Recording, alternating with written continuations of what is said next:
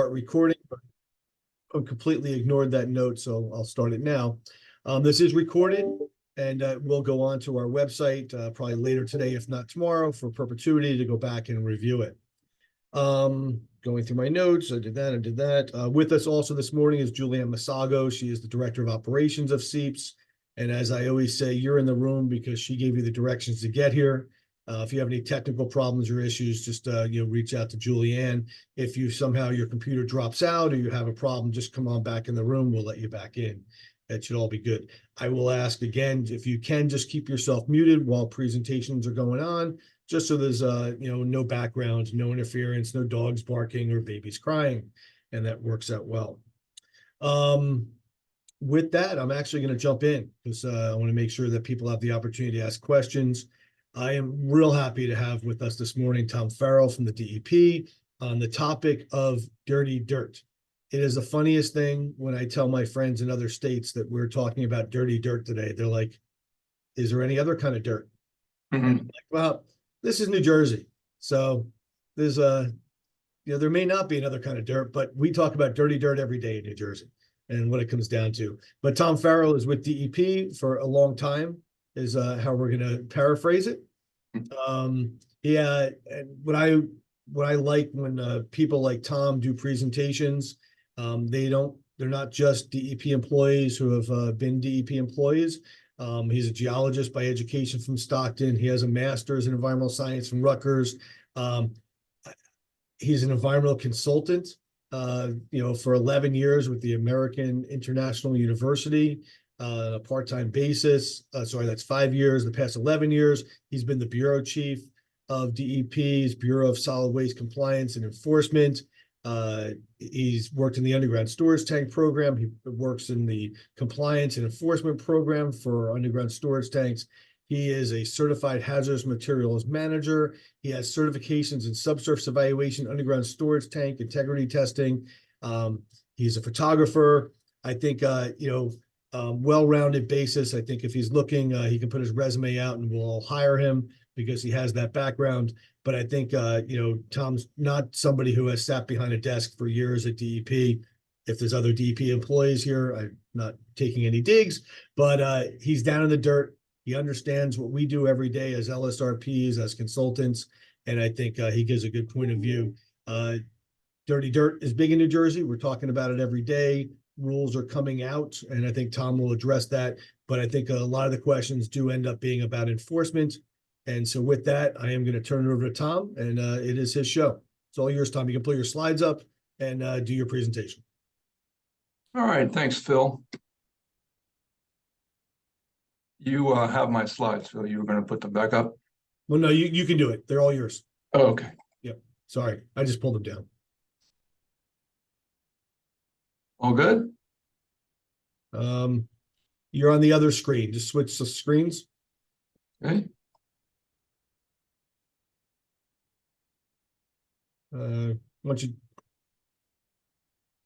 Remember you have two screens on your computer? Yes. I'm seeing your note screen. You want to switch. So right. Nope. Yeah. How's that? That's better. Yep. Okay. All right. Well, good morning, everyone. I'm glad to be here. It's important that we talk about this issue. I know you've heard a lot about it over the last few years, and we're going to get into where we're at on the regulation. We're going to talk about a number of things. How did we get here? The genesis of the rule, why dirty dirt is a misnomer. Tom, I'm going to jump in real quick. Just hit your slides because right now you're not in presentation mode. Oh, okay. Yeah. Over on the left. There we go.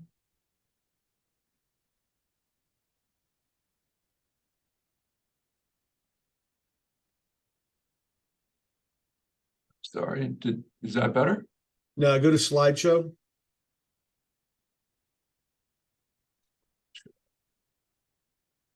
Okay. And go to from the beginning. And now we're on the wrong screen again. Hold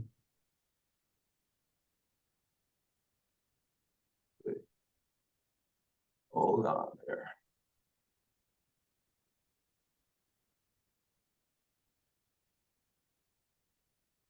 quickly turn off one of my screens.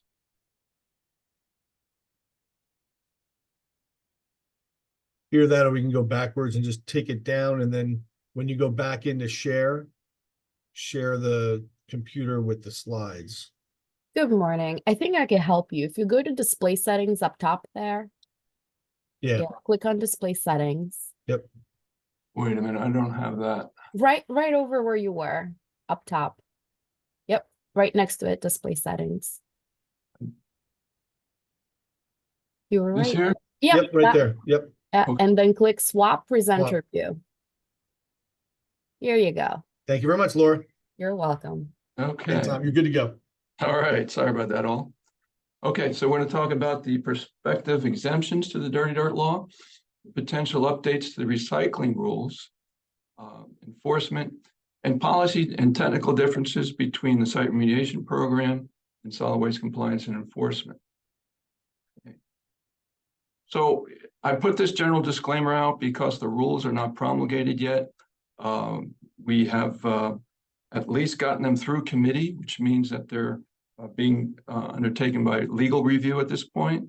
I understand the governor's office is interested in getting these out. So I feel fairly confident that they should be out in 2024, but we'll see. But anything that I say here is really not final, right? But it's pretty much a blueprint of what we're thinking. Whether or not that sticks or not, we'll see. All right, some impetus for the Dirty Dirt Law. So in the upper left corner here, can you see my mouse moving around? Yes. Yep. Okay. So the upper left corner here, this is the Raritan Bay. If you see this big slug of fill here, this was right after Hurricane Sandy. These homes here, they were losing their porches, their swing sets. Backyards were just crumbling from the erosion. So along came a dirty dirt broker and he offered free fill. They took him up on it, and this fill was laden with construction and demolition debris. This is, of course, Sandy was back in 2012. So solid waste enforcement wasn't really up to speed on these type of remediations at that point. The definition of solid waste did not get triggered chemically until 2017. So this all went to an LSRP, which who tested it and confirmed it was contaminated and capped it in place. Down here, you see this was, you can see the diesel sign here, a sign for free topsoil. Somebody took them up on this, loaded up the soil in their van, got down the turnpike a little bit and had to pull over because the fumes were making them sick. This is a story here about the YMCA in Woodbridge. A landscaper came in and got a lot of fill from a Class B recycling facility. Which looked like beautiful topsoil. Put it all around the refurbished YMCA, but had excess. So they had to have it tested for the landfill to dispose of it. Found that PCBs were high, had to take all of the soil back out. So along came the State Commission of Investigations. There's a 2017 report, I believe, about dirty dirt in the recycling industry. And in 2020, the legislature came up with the Dirty Dirt Law. All right, so what are we concerned about with dirty dirt? What's the source of the dirty dirt? The impetus for the State Commission of Investigation was really organized crime, thinking that they were trying to get away with illegal dumping. And there is some component of that, but in my opinion, it's a small component. A larger component is just the everyday operation of how we deal with construction and demolition debris. So for decades, what we've done is we've taken that material to a Class B facility. The Class B facility will crush that material, perhaps put some soil in it, and out it goes. So in my opinion, the reality is that these Class B facilities, even though they're following their recycling approval, they are the main distributors of dirty dirt when it comes to day-to-day operations. Of course, you have your rogue operations with somebody who doesn't want to bother going to a Class B facility. And that's probably worse because you don't filter out the glass, the sharps. I've seen some nightmares where homeowners, they answer ads for Craig's book. Facebook and Craigslist for free fill. And, you know, you'll see a swing set in the back and some new fill in there with all these sharps. So the physical danger of dirty dirt is there, as well as the chemical danger. So what do we have? What are we concerned about?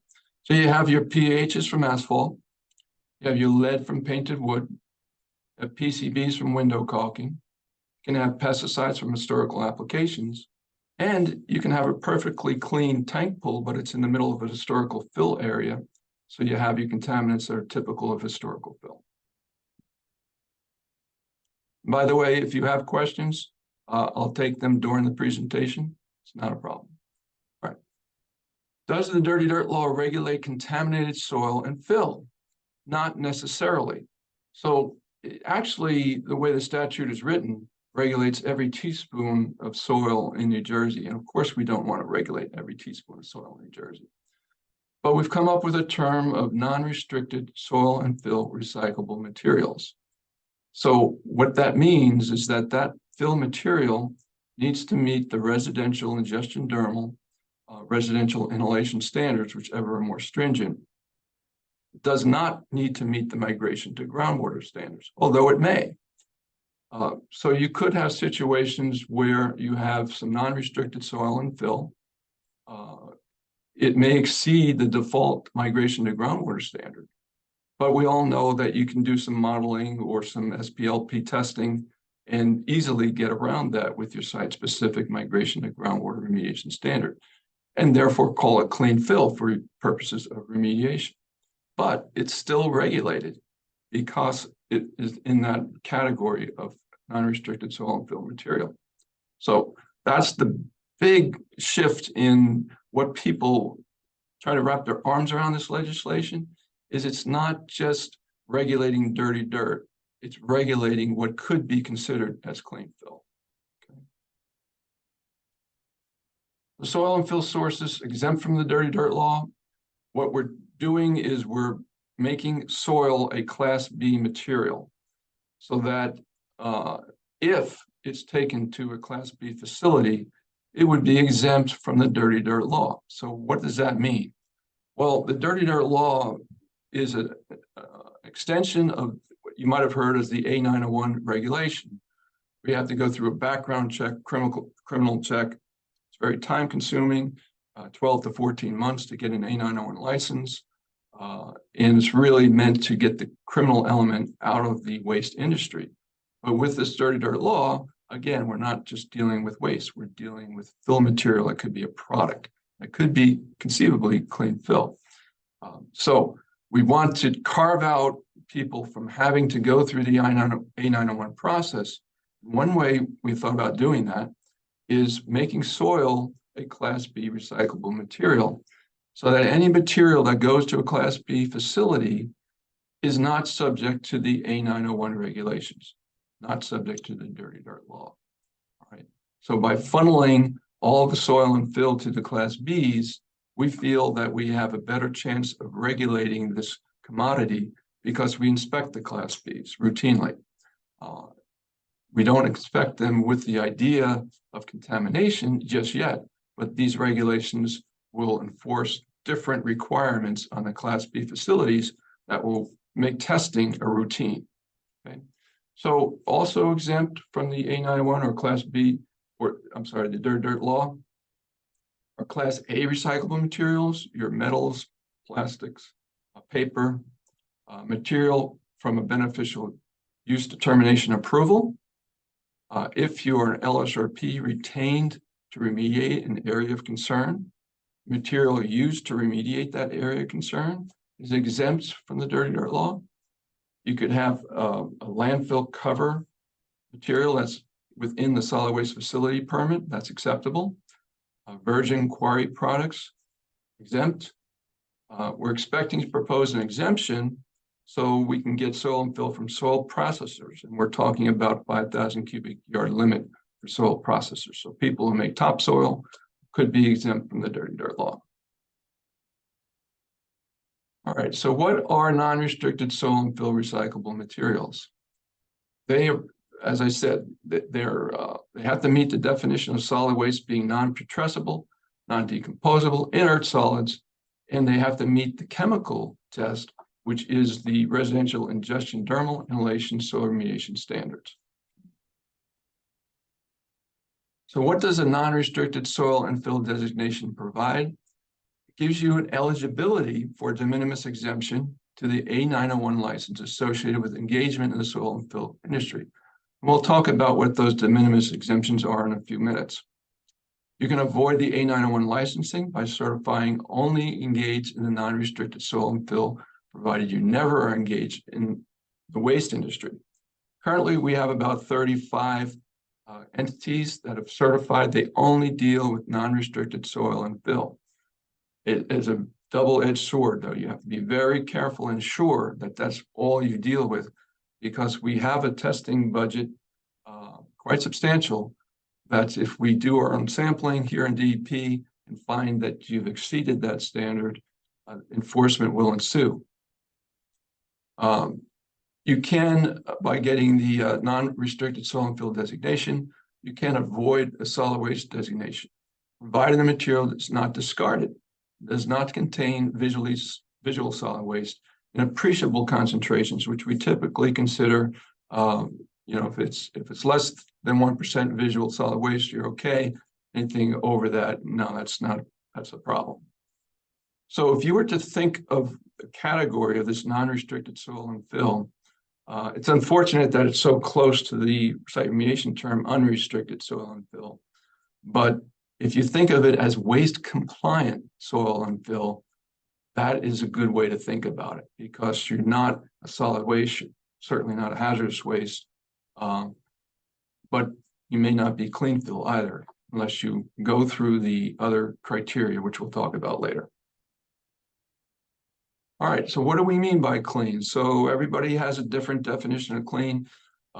We have a lot of soil importation ordinances throughout the state, and they commonly use the word clean. It must be clean, it must be clean, it must be clean. That's a different meaning to a lot of people. When we came up with this non-restricted term, again, we're just focused on the residential ingestion dermal inhalation standards. DEP does accept those certifications that you only deal with that material. But again, the company cannot make such a certification if they also handle waste.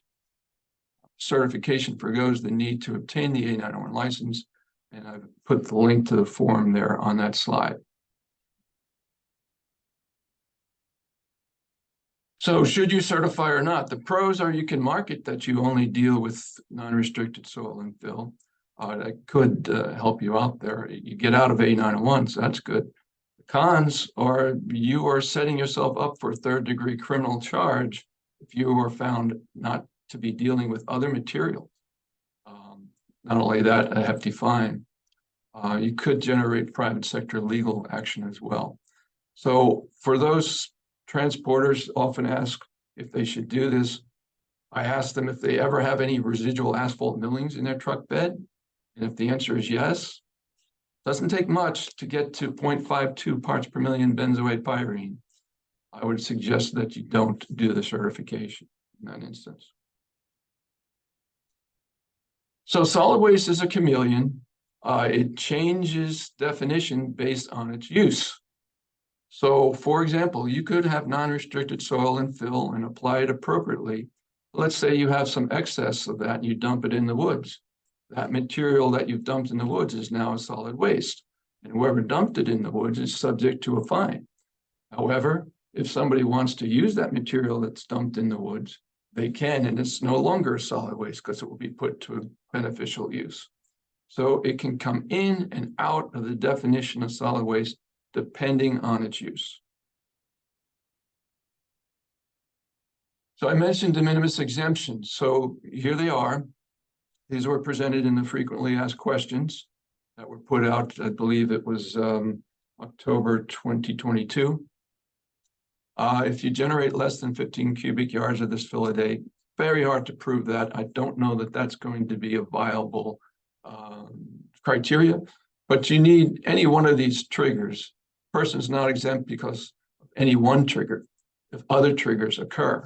Okay, So for transporters, your capacity, not the amount of soil and fill you're transporting, but the capacity of your vehicle, whether that's your truck or your trailer. If your capacity is less than 15 cubic yards, you're exempt. If you're operating a processing yard, the aggregate volumes, if they're less than 100 cubic yards, we'll consider that an exemption. If you maintain appropriate records, in order to keep an exemption, you're going to have to maintain appropriate records available to DEP upon request. And if you're required to have a license, like a contractor license, you will have to show that you have that. All right, how should I document the quality of the soil and fill recyclable materials I am engaged with? So this was a point of long discussion with the rule team. There are certain components who wanted to be prescriptive, other proponents of just putting it in guidance and letting it up to the responsible party or responsible entity to decide how they want to characterize it. And we ended up with the latter, with some guidance to come out. The thought process with that was that most people want to protect their liability and therefore will follow guidance.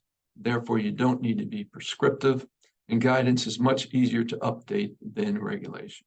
So that's the way we're going. There will be guidance out after the regulations are promulgated. I can show you some snippets of what we're thinking about that later in this presentation. But it will be up to the entity how they want to characterize this material. We do have suggestions out there. You could follow the fill material guidance document for SRP sites, last October 2021 version. We also have a Guard Your Backyard website, which gives you some additional information. But stay tuned for more information on that.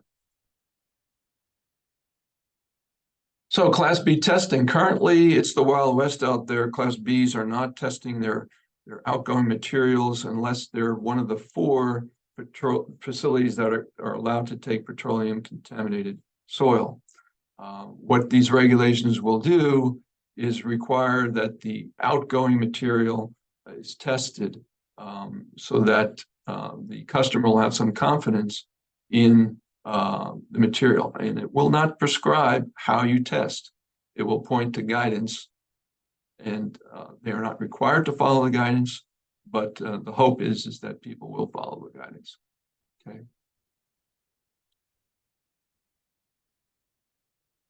So the best management practices for recyclable soil and fill materials. We're again drafting that. I will show you a table on what we're thinking about with regard to analytical frequencies, analytes. The hope is that LSRPs will start using Class B material, and that they will have some confidence in the data. I never recommend that you just accept fill material on someone else's data. You can do your spot checking, but perhaps you won't have to start from square one. Perhaps you can use some of that data and then spot check it with your own. So with this guidance, we're looking at the probability that Class B facilities will market 4 different types of fill. And we're envisioning that they will have separate bins or storage areas for this fill so that customers can come up and take whichever type of fill meets their needs. So first you have recyclable soil and fill. That may exceed residential standards. So these regulations and the guidance acknowledges that Class B materials are currently handling materials that exceed residential remediation standards. That's the category called recyclable soil and fill, and it's a perfectly fine marketable product if you have the appropriate approvals in place. And we're trying to convey to the public, which is very difficult, that dirty dirt is not necessarily a bad thing. You can use this material for beneficial use purposes, which we'll get into a bit later. So recyclable soil and fill is a category. Of course, there's non-restricted soil and fill, which meets the residential standards. We have then a category looking at calling it enhanced non-restricted soil and fill. So that addresses the migration to groundwater pathway. So I had a presentation recently where an LSRP asked, well, isn't enhanced non-restricted soil and fill clean fill? Isn't it the same thing? The answer is no, because you got to keep in mind these Class B facilities don't know where this material is going. So if it were going to an area that was near an ecologically sensitive area that required your ecological screening criteria to be addressed, then it would not be clean fill. But if you take that material, you're sure it passes ingestion dermal and inhalation and migration to groundwater. It may exceed ecological screening criteria, but you're nowhere near an ecological sensitive area. You can call it clean fill. So that, and then the last category is clean fill, where it does meet all the criteria without any regard for where it's going.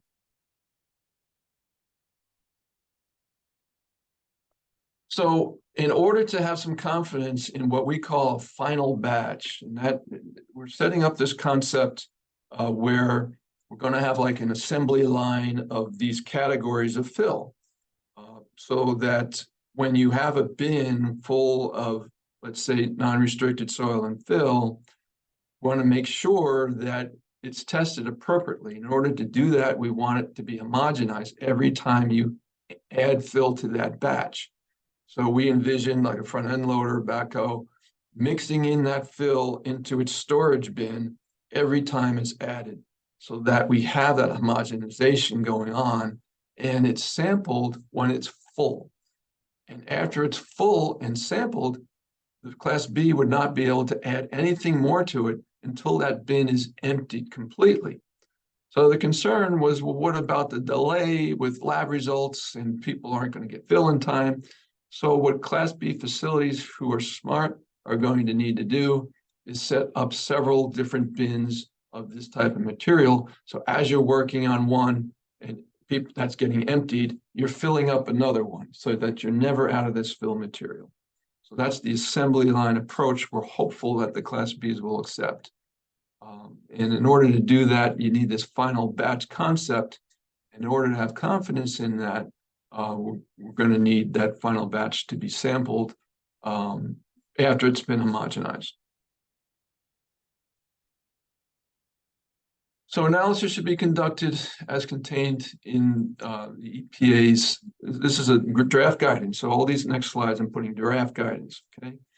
So we're recommending you follow the target analyte list, target compound list, analytes that are found in the EPA's contract laboratory program statement of works, not expecting that you follow all that QA/QC reduced regulatory deliverables would be fine for this purposes.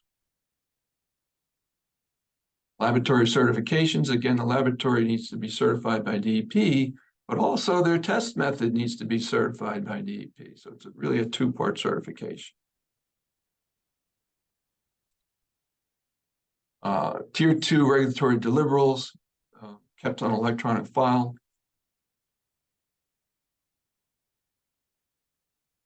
So it's in the proposed regulations right now. Well, they're not out on the streets, but it's in the draft proposed regulations that we want these Class B facilities to interpret nonconformance summaries.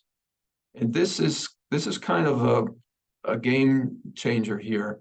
We're not expecting data validation, but what we are looking at in our guidance is to pointing out a half a dozen or so red flags that if your nonconformance summary isn't addressing these, or is pointing out these red flags, and labs, as you know, will not tell you if the data is usable or not. They'll just point out the anomalies. And we know that every single lab report has anomalies. If it didn't, we'd be worried. But interpreting what those anomalies mean is what we're looking for. So I know from my, when I was a consultant for about 14 years, I would call up the lab and say, okay, you've told me this is out of calibration. This one didn't meet QA/QC standards. Can I use this data? And they would explain to me, well, yeah, this one was out, but we had a backup that this one's fine. So I would feel fairly confident, but they won't put that in writing. Okay, so you, as the consultant, as you know, you would have to make a judgment call and say the data is usable. It may have some anomalies, but it's usable. So we're asking the Class B facilities to start looking into that. All right, final batch data averaging. We realize everything's being homogenized. We realize that this fill has been worked and reworked, processed, placed.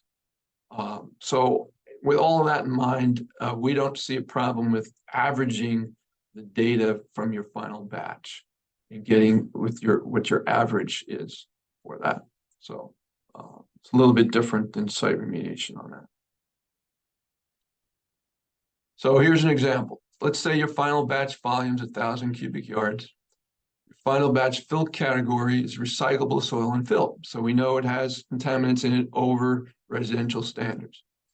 The recommended analytical frequency per extremely draft guidance, I'll give you a picture of that in a minute, is 1 analysis per 500 cubic yards. The minimum analysis recommended would be 2 because the maximum number of composite samples is 10. We don't want more than 5 composites per sample. So your minimum analysis recommended would be 2. Reportable concentrations of contaminants equals the average of the results of those 2 analyses. That's kind of the guidance we're looking at, something of that nature. We've had stakeholder meetings with the Class B facilities. That was over 1.5 years ago. And before we've come up with a lot of these processes. So we intend to reach out to them again before these regs hit the street. So here's the table I mentioned. It kind of acknowledges that contamination comes from construction and demolition debris material. So depending on the incoming amount of construction and demolition debris impacts the amount of recommended analytical frequency. So I'll use my pointer here. Sorry. Can you see my cursor? I don't see it yet. Oh, now I see it. Yes. Okay.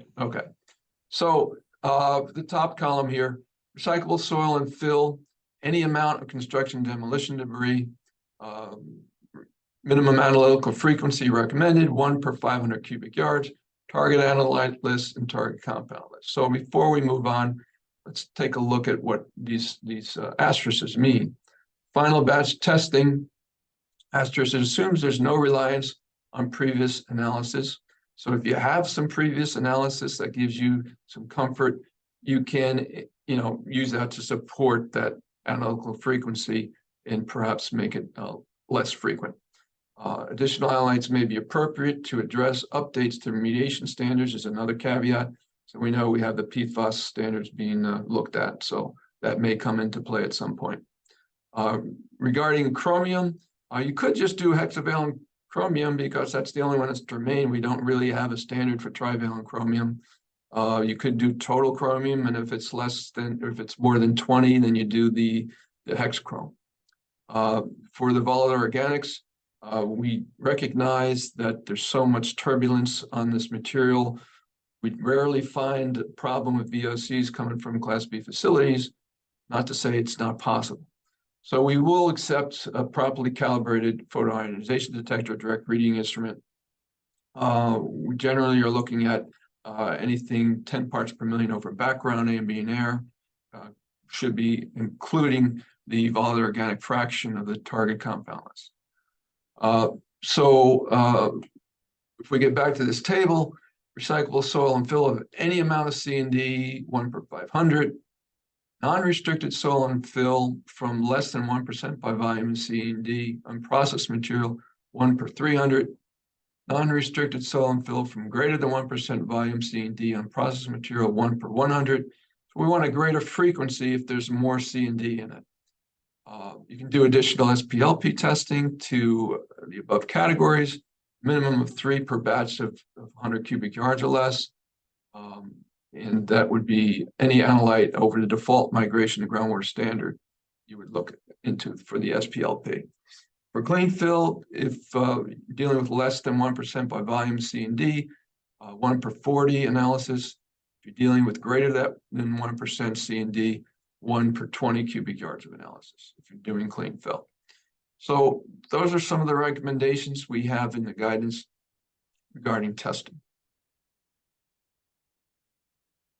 We're looking at changing the definition of solid waste. So we're also opening not only this dirty dirt rule coming out, but we're opening up the solid waste rules to a part, not entirely. And we're opening up the recycling rules to a part, not entirely. It would just take much more time to do the whole rechange of both of those rules. But I have to say, it's like a Rubik's Cube. When you change one rule, you're affecting the other. So it's been a very lengthy process, longer than we anticipated. But anyway, New York has a rule that you have to render your recycled materials unrecognizable. So if you had a bin of bricks, you'd have to render them unrecognizable. So on the left here, you can see the shape of the bricks. On the right, it's all chipped up. That would be rendered unrecognizable. We're looking at adopting what New York does so that we can make that decision up front. So right now, a bin of bricks is not solid waste, but if these rules get promulgated, they will be, unless they're rendered unrecognizable. Hey, Tom, just a question going back. Someone asked a question on your table. Yeah. EPH and herbicides are not required for analysis? So the reason why we're not requiring EPH is because we never know where the source of the petroleum hydrocarbons came from. There's only a standard if you know it's from the #2 fuel oil, diesel fuel, the 5,000 part per million standard. But if you don't know the source, there is no EPH standard. So that's why we're not looking at EPH. The target compound list takes in the pesticide, and we've been good with that. If LSRPs feel we need to add herbicides, we can. But in all of this, LSRPs are not restricted from adding analyses they feel is necessary to make themselves comfortable with their decisions. So that's paramount.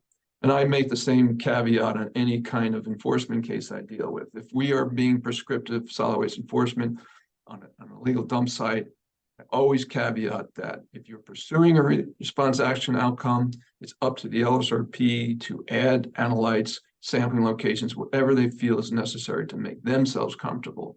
Because my bureau will not say a site is clean. We'll only say you're compliant with the Solid Waste Management Act. So, yeah, good question.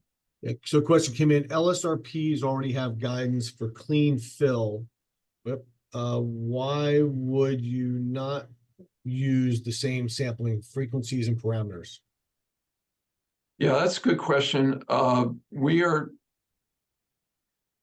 dealing with Class B recycling facilities where the material can go to parts unknown. But an LSRP, you're dealing with a site remediation case. So we're trying to get a little bit more consistency across the board, sites that are not necessarily undergoing remediation. Basically, that's it.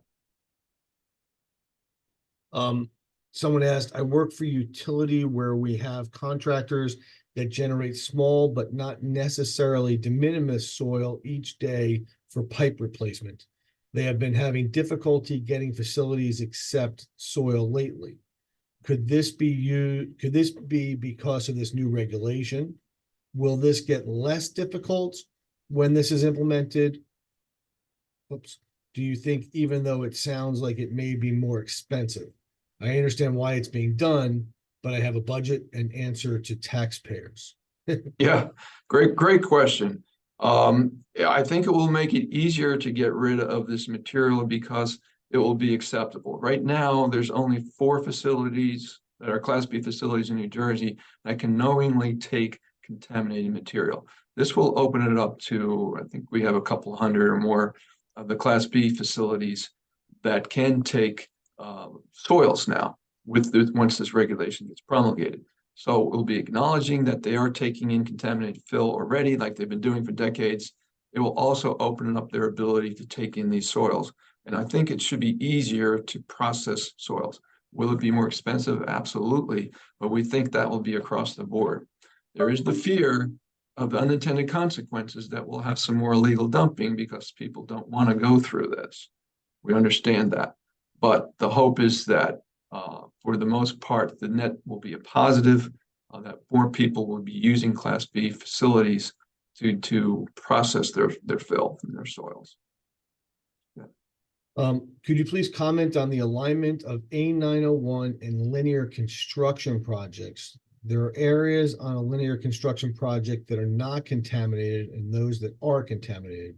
LSRPs manage the contaminated waste, and a contractor manages the non-contaminated waste. Is there a line where the LSRP's responsibility begins and ends in the linear construction project? There absolutely is, and I will be talking that in the next couple of slides. And if I have not answered your question, please raise your hand and I'll try to do better. So just give me a couple of minutes on that. Yeah. Once you keep going, and I'll ask you the next one, we'll get back to a couple more questions. Yeah, sure. All right. So talking about the management of recyclable soil and fill material with regard to LSRPs, subsurface evaluators, consultants, and brokers.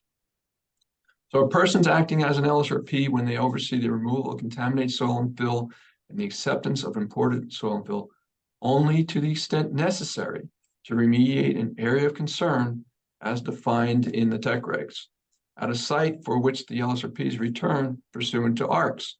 So that goes right to the question that was just asked. So the exemption for the LSRP is only for the fill needed to remediate that site, or of course the fill you're taking out if it's contaminated. So we'll get into that in a little bit more detail shortly. Subsurface evaluators really are only approving clean fill. They're not really supposed to get into alternative fill, but that's when their exemption comes in. Persons acting as a consultant when they are advising their client about appropriate soil and fill in areas other than areas of concern. All right. So we'll get into that in a little bit more detail as well. So a broker, absolutely, if you're not an LSRP retained for the site, and you're acting as a broker for various sites, you absolutely need your A901. So this kind of gets into the question you just asked, Phil. So let's say your area of concern is here. Maybe it's a tank, you pulled it. You need to bring in some fill so everything you pulled out, all that fill you covered on your LSRP exemption, subsurface evaluator exemption. Let's say you want to bring in some new fill, you're covered. If it's clean fill, you're covered under the subsurface evaluator. Alternative fill, you're covered under your LSRP. Totally exempt from the dirty dirt law for this area of concern. But now your client says, hey, I want a privacy berm. Can you bring in some fill? You know, I need this berm. Let's put it up here, maybe make it 15 feet high, 20 feet wide.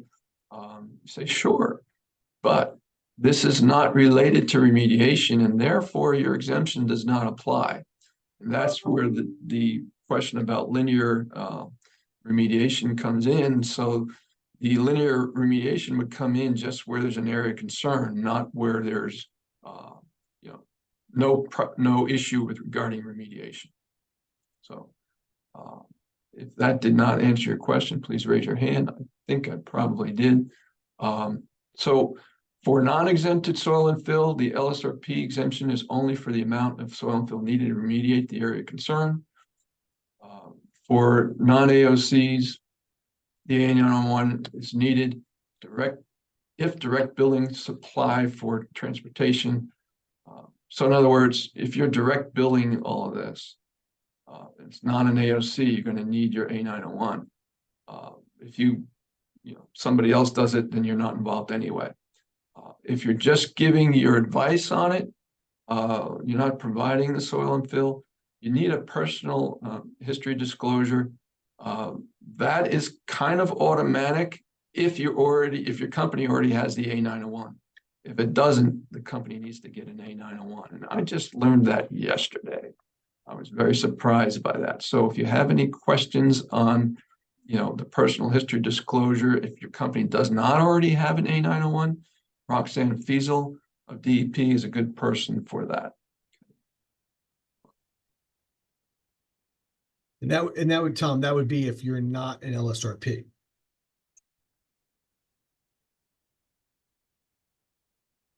No, if you are an LSRP, but you're dealing with something that has nothing to do with remediation, You're still advising the client, you know, what to bring and all that in. The LSRP exemption does not apply. Okay. Okay, so you could be acting as a consultant. So that really was a revelation to me. Like I said, I just learned it yesterday. You know, it's something that we may have to look at internally, because I think that's going to impact a lot of the issues with LSRPs might have with these regulations. So I know from my experience, there are a lot of, you know, while you're there, can't you do this kind of thing? It has nothing to do with the remediation. So, but you want to help your client out, but you don't want to have to go through A901 in order to do that.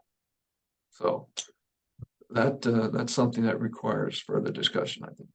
Let me ask you a couple questions before you jump forward. Yeah. If you do not meet the SRP definition of clean fill, then literally dirty dirt could be used on the properties without the knowledge of the understanding of the buyer. Who's responsible to remediate the soil if someday an LSRP identifies it as dirty? It will be the property owner. The property owner has recourse to go after whoever put the fill there. And But how's PFAS being considered in this rule right now? it's not, because it's not promulgated for remediation standard, unless I missed something recently. I know they're really close to that. But I think it will be pulled in as a reference. The chemical trigger for the definitions of solid waste is what pulls us in, and that's at NJDEP 726 1.6 paren A 6A. It refers to the ingestion dermal inhalation standards for residential. That's the trigger for solid waste. So if NJDEP 726D gets updated to incorporate PFAS, then the definition of solid waste will automatically incorporate the definition of PFAS. Yeah. Okay, let's keep going. All right, so this is just a summation to just try to visualize it better. You know, how you're exempt from the dirty dirt law. So it summarizes everything we talked about. You ask, is the recyclable soil and fill exempt? If it's a virgin quarry, it is. Class A material is. Duly accepted and processed at a Class B facility is exempt. Approved beneficial use determination is exempt. Approved by the LSRP retained pursuant to ARCS, it's exempt. For the AOC, that is. Or clean fill approved by subsurface evaluators is exempt. All right. If it's also exempt if accepted at the solid waste facility per their permit. If you don't have any of that, but you do have this new exemption we're thinking about for as a soil processor, and they're in compliance with their exemption, then it would be exempt. None of that, then it would be, the management would be subject to the dirty dirt law. So this just summarizes what we talked about. So for non-AOCs and non-exempted soil fill, if you evaluate the laboratory analytical data or performs other due diligence, recommend suitable soil fill and bills his customer for his time and or laboratory analytical costs, but not for supplying, transporting the soil and fill, you're acting as a consultant. You need a personal history disclosure, but in order to get that, your company already needs to have an A901. If you arrange for non-exempted soil and fill source to be delivered to a customer and bills for the cost of the soil fill and transportation, unless you have that LSRP subsurface value exemption appropriately applied, you're acting as a broker and you need your A901. If you excavate non-exempted soil and fill while on site, you're loading and unloading a truck or trailer while on site, and you're spreading that soil and fill provided by the transporter, the dirty dirt law should not apply as long as you're not brokering or billing for the transportation, disposal, recycling of the materials waste. So this is a summation of transporters as far as when they are subject and when they're not. So if it's virgin quarry, they're exempt. If they are non-restricted soil and fill, they are only exempt if they certify that that's all they deal with. If they don't provide that certification, they're not exempted unless the capacity of their vehicle or trailer is less than 15 cubic yards. If the material is approved by the LSRP, you're exempt.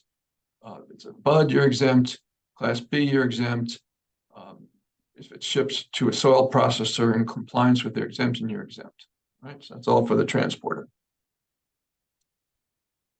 So what happens if DEP finds a non-exempted person engaged in the soil and fill recycling industry who is not registered, saying by July 14th, 2022, which is the cutoff, or does not already hold an A901 license?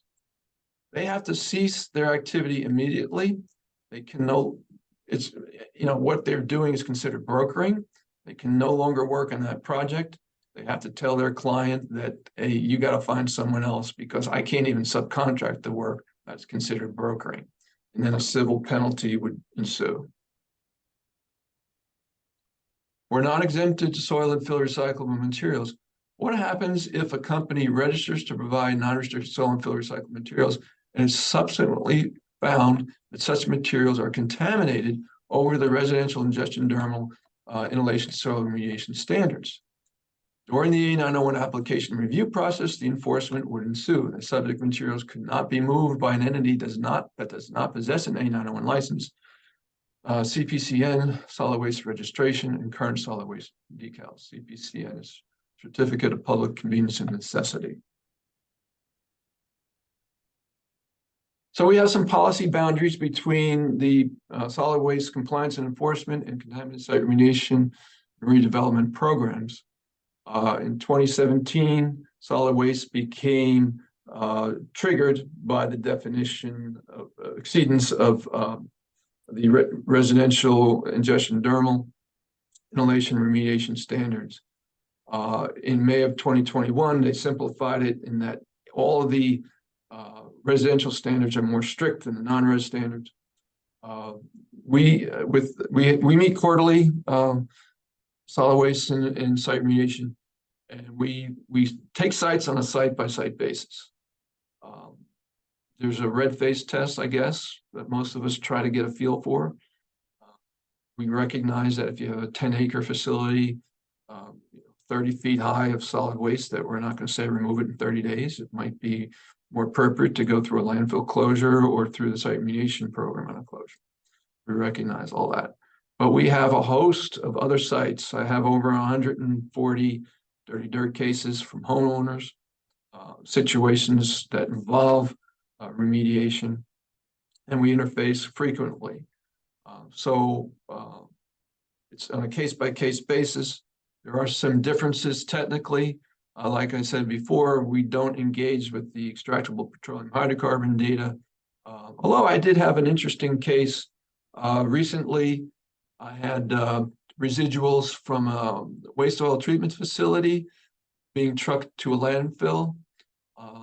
There was an accident and the truck had to pull alongside the road into a parking lot. It rained feverishly for a few days, filled up the bed of the truck with several inches of rainwater, which proceeded to then leak out of the truck and discharge over 100 gallons of this material onto the parking lot of this unsuspected business. And it wasn't a paved parking lot. So an LSRP came in and applied the tech regs, table 2.1, which says, okay, if you have a release from waste oil, start out with your EPH, and then 25% of that, you do your extended analyses for the sample that had the highest EPH value. But there were no EPH values on the post-excavation sampling. The company came in and excavated where the spill was, took post-ex. The EPH found 0, non-detect. However, when you look at that discharge, was it really a waste oil discharge? Or was it a discharge of rainwater that contacted waste oil? I kind of think it was the latter. And you know that volatile organics are going to dissociate from the substrate much more readily than anything else. So to me, that was not an appropriate assessment. And we're looking to the LSRP to do the extended analysis. because, there could have been some volatiles in that rainwater that were not picked up by the EPH test. So we work with each other on case by cases all the time. And we certainly don't intend to make solid waste a second remediation program. I always try to be as consistent with the site remediation program as possible, but where it doesn't make sense, it just doesn't make sense. And there was certain instances like that, as I just described. So we also don't need the tentatively identified compounds, but again, if you need it as an LSRP, certainly do it. The reason for that is that we don't really have enforceable standards for the ticks, for the definition of solid waste. So those are a couple of the major differences. We don't recognize LSRP authority when we're dealing with answering the question, is this a solid waste or not? So everything is under direct oversight, and we try to be very efficient on turning those things around.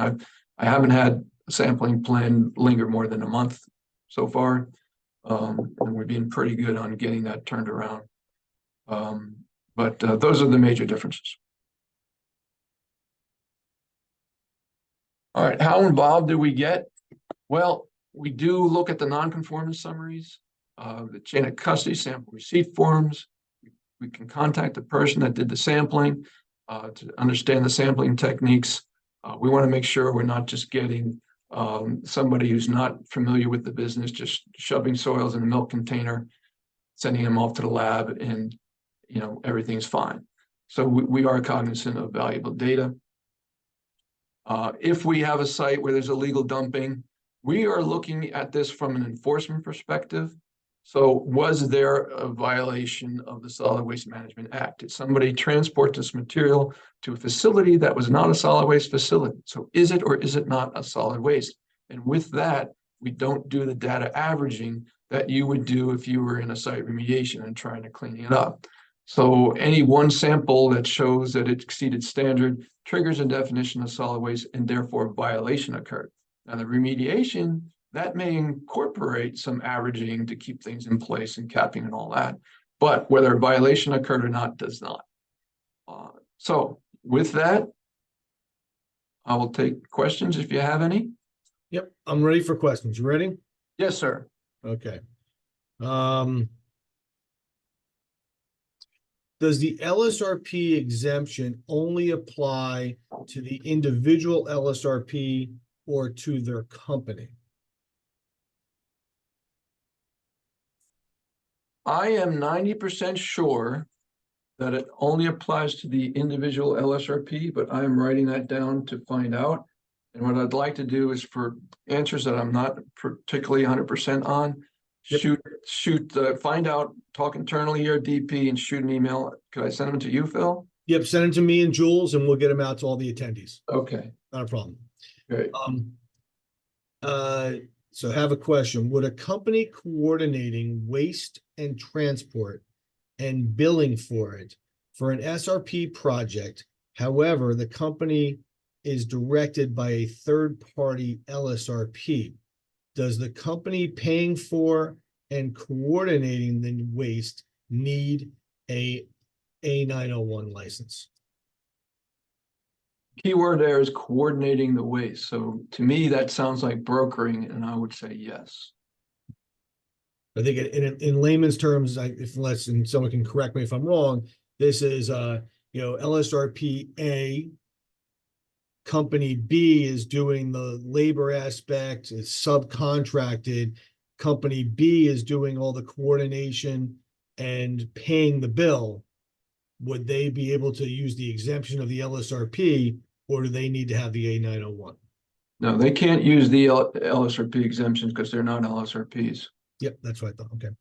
Meaning the LSRP is not in play. Okay, so I explained that properly. Good. It sounds like every civil engineering firm performing redevelopment plans that requires fill to be brought on site would need an A901 under your definition of consultant. Yeah, it does. That's again, it was a new revelation to me. I spoke with Roxanne, who's in that bureau, that that does the PhDs, personal history disclosures. I was very surprised to learn that. And I don't know that that's a good thing, but that's my understanding. Would that be something that might be reviewed and reconsidered before that rule goes final? I hope so, but I am going to get back to you, Phil, on confirming my understanding, because it's such a new understanding, kind of a shocking understanding. So let me get back to you on that. Good, okay. Yeah.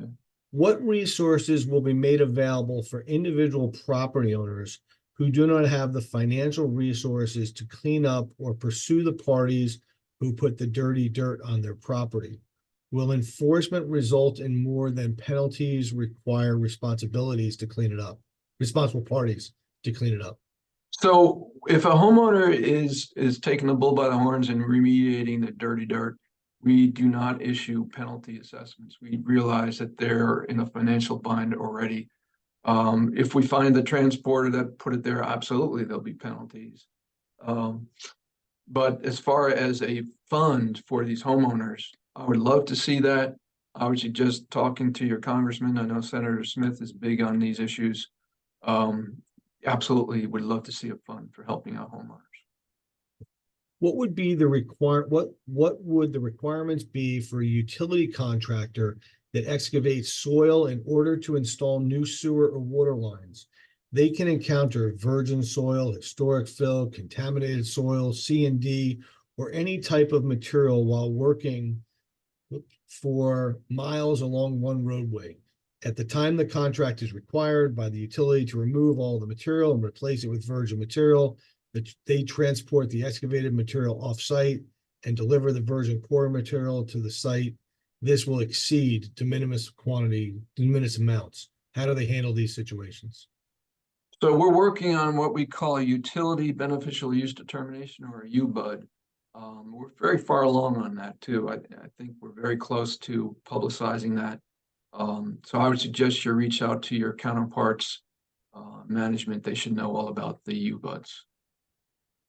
If an entity is exempt transporter because trucks are less than 15 cubic yards, can the entity transport the soil back to their own property, sample it there, and dispose of it there using a third-party transporter? Yeah, provided it doesn't turn out to be hazardous waste. Yeah. In 99% of the time you're gonna know it's not gonna be hazardous waste. I don't mean to imbalance that answer, but I don't see that as a problem. For consultants and LSRPs who work for companies that only have a soil and fill recycling registration, would this satisfy the A901 requirements under the new rules, or when the new rules are promulgated? And if so, when will the new rule be promulgated that require the company to get an A901 license? So your registration is good for 30 days after the rule is promulgated. You have to apply for the A901. I'm sorry. You have to apply for the A901 officially 30 days after the rule is promulgated. Okay, and you're going to be covered during that application process. Will the UBUD apply to utility contractors? I believe that depends on their contract with the utility. If they are an official utility contractor, I believe it will. But let me put that on the list to clarify. And just to go back to something you said before, Tom, on the sampling requirements, the parameters, and the frequency, is that all going to be in guidance, or will some of that be in rules? It's all going to be in guidance. The way the rules are currently written or drafted is that you will have a quality assurance, quality control plan, and it has to be maintained at the facility, and it should have laboratory analysis incorporated into that plan. And then we're recommending they follow the guidance that's out there. Is there any discussion for an abbreviated application for the folks who are involved but don't own the trucks disposal sites, or fill suppliers. Perhaps an annual registration and report of the entities that were hired that provided the transported or disposed of materials. Not that I'm aware of, no. If LSRPs know the soil being imported to a site by a Class B facility is not required to meet all the DEP site remediation standards, those areas will need to be an AOC anytime a whole site remediation is being conducted. It's more of a statement. Do you agree with that?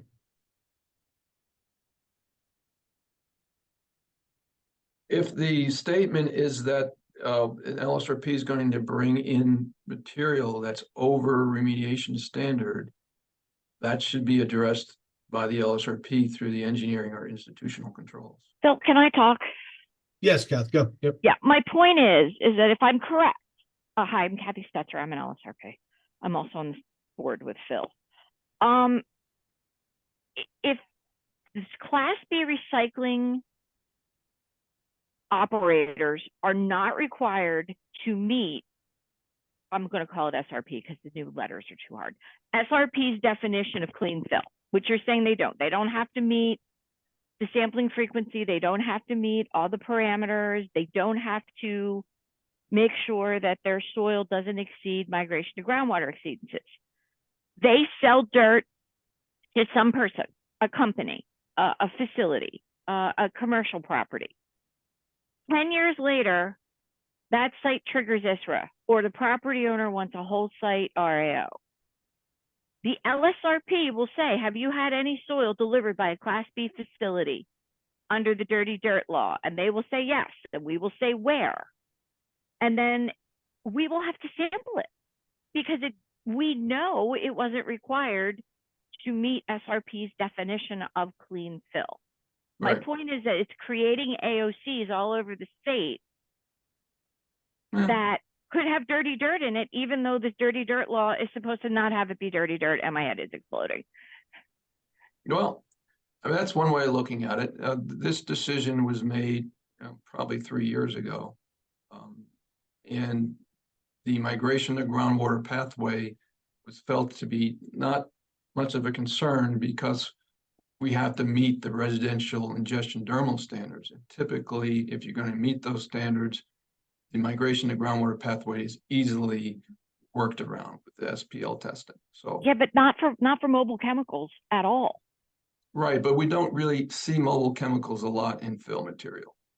So we're dealing more with the pHs, the metals. Very rarely do we find volatile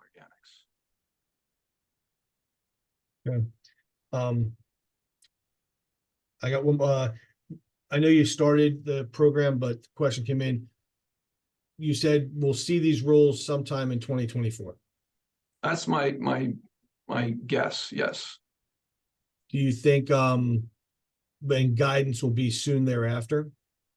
Yes, we talked about releasing the guidance beforehand, and we thought that might be inappropriate. So the guidance is almost completely written right now. We have to run it through some peer review.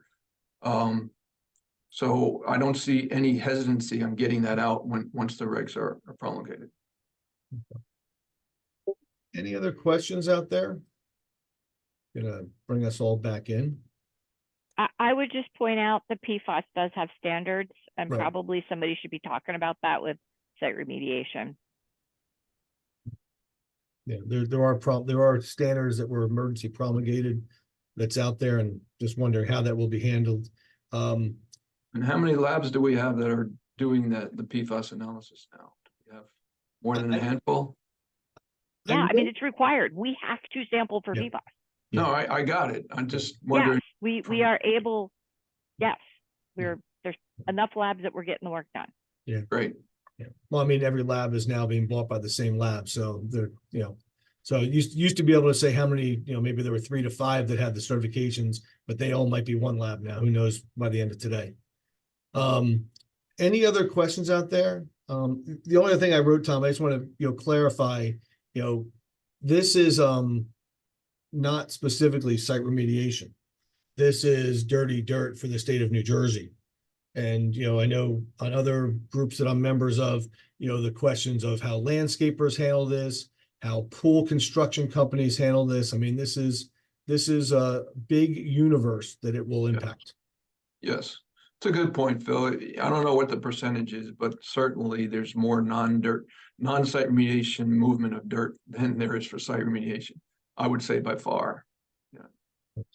Is it expected that Class B facilities will accept the soil without analysis? No, if I were a Class B facility, I want to market this material and I want to know what's in it. So I would expect that they're going to, up their game on what's in the material when they bring it in. And then I know are the stakeholder process for the rules and guidance closed, and it's a DEP and then the governor's office, then the commissioner, and then we'll see them? Right. The official stakeholder process is closed. We may reach out to a few folks just to ground truth some of the guidance we're working on. Okay.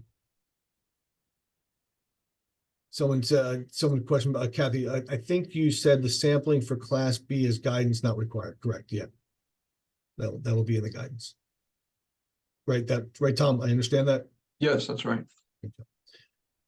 Okay, we went a little over, but I think this was a great topic, Tom. I think I provided the slides. They're in the Dropbox. I put the link there. Tom, if answers that you get from the questions you wrote down, throw them to Jules and I will get them out to all the attendees. Okay.